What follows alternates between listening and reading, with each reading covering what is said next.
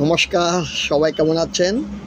আজকে আমরা ওষুধের পরিস্থিতি এবং ওষুধের সম্বন্ধে আলোচনা করব।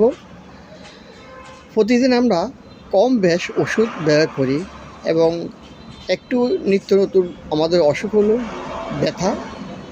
আমরা যে কোনো কারণে প্রতিদিন কম বেশ আঘাত, জখম, ধরা, মাথা ব্যথা, ঘাড়ে ব্যথা, পিঠে ব্যথা, জয়েন্টে ব্যথা, অ্যাক্সিডেন্টজনিত ব্যথা, বিভিন্ন ব্যথা পেয়ে থাকি।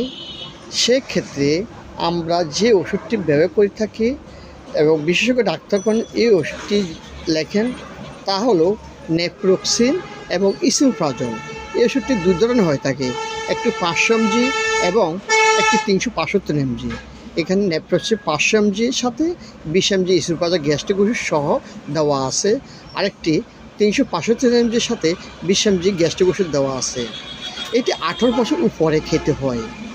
এটি খাওয়ার আধা ঘন্টা আগে খেতে হয় এবং যে কোনো ওষুধ বিশেষজ্ঞ ডাক্তারের পরামর্শে খেতে হয়।